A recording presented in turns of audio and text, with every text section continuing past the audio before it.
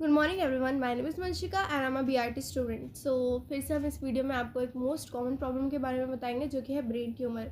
तो अगर हम ट्यूमर की बात करें तो ट्यूमर एक तरह की गांठ होती है सेल्स की, जो कि एक तरह आपकी बॉडी के किसी भी पार्ट में सेल्स इकट्ठा हो जाते हैं, डैमेज हो जाते हैं, तो वो ट्यूमर कहलाते हैं।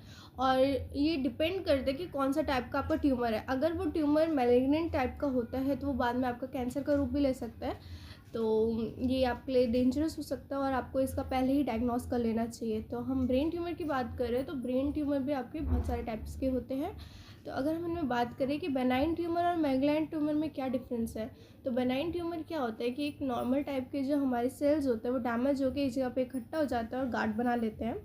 एंड ये ज़्यादा डेंजरस नहीं होते और ये बाद में कैंसर का रूप नहीं लेते, क्योंकि ये मूवेबल नहीं होते हैं। और अगर हम इसी के दूसरे टाइप की बात की ट्यूमर की बात करें तो वो होते हैं मैलिग्नेंट, जो कि क्या होते हैं, एक हमारे मूवेबल, इनमें कैपेबिलिटी होती है इन सेल्स में कि ये मूवेबल होते हैं और ये बाद में क्या करते हैं, आपके कैंसर का फॉर्म ले लेते हैं और ये बहुत डेंजरस हो सकते हैं बात के लिए।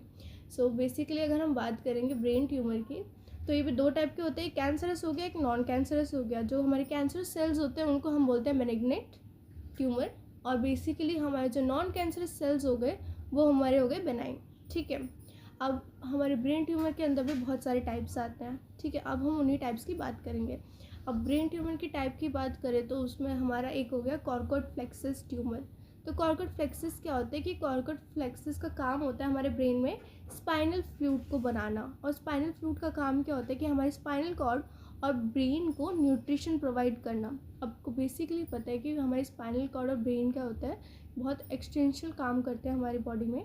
और इनमें ना एक फ्लूइड हमारा कंटेन करते हैं जिनको बोलते हैं सेरेब्रोस्पाइनल फ्लूइड। और इस सेरेब्रोस्पाइनल फ्लूइड का काम होता है हमारे ब्रेन और स्पाइनल कॉर्ड को न्यूट्रिशन देना। ओके। सो बेसिकली ये जो हमारा कॉर्कोइड प्लेक्सस जो हमारा ट्यूमर होता है मोस्टली बच्चों में पाया जाता है। सो इससे हमारी बहुत सारी प्रॉब्लम फेस हो सकती है, जैसे कि अगर आपके सेरेब्रोस्पाइनल में हमारी प्रॉब्लम आ गया तो हमारे ब्रेन और स्पाइनल कॉर्ड को न्यूट्रिशन नहीं मिल पाएगा, वो प्रॉपर्ली वर्क नहीं कर पाएंगे। इवन हमारी जो बॉडी होती है वो कमांड नहीं ले पाएगी हमारे ब्रेन के, है ना। हमारे जो सिग्नल्स होते हैं बॉडी के वो बॉडी कोऑर्डिनेट नहीं कर पाएगी ब्रेन के साथ, तो बहुत सारी प्रॉब्लम इससे फेस कर सकते हैं।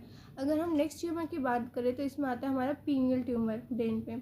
हमारे ब्रेन में ना मिडल में पाई जाती है पीनियल ग्लैंड। और उसका काम क्या होता है, एक मेलेटोनिन हार्मोन होता है हमारी बॉडी में रिलीज़ करता है, जो कि हमारा स्लीप हार्मोन भी कहलाता है। इससे हमारा स्लीपिंग पैटर्न बिगड़ सकता है अगर हमारा पीनियल ट्यूमर होता है तो।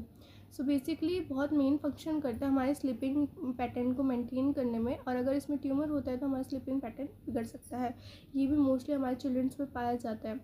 और अगर हम नेक्स्ट ट्यूमर की बात करें तो उसमें हमारे नर्व ट्यूमर भी आता है। हमारे ब्रेन से और स्पाइनल कॉर्ड से बहुत सारी नर्व्स कनेक्टेड होते हैं, आपको पता है, जो हमारे सिग्नल्स प्रोवाइड करते हैं हमारे बॉडी को, है ना। हमारी बॉडी जब सिग्नल्स प्रोवाइड करती है ब्रेन को, या फिर ब्रेन से सिग्नल्स प्रोवाइड होते हैं हमारे बॉडी को, तो हमारी कितनी सारी नर्व्स हेल्प करती है उनको। बेसिकली नर्व्स के थ्रू हमारे सिग्नल्स प्रोवाइड होता है। तो अगर हमें नर्व ट्यूमर की कंडीशन देखने को मिलती है तो इससे बहुत ज़्यादा प्रॉब्लम्स आपको फेस करनी पड़ सकती है, जैसे कि आपकी बॉडी कमांड नहीं ले पाएगी आपके ब्रेन के, है ना।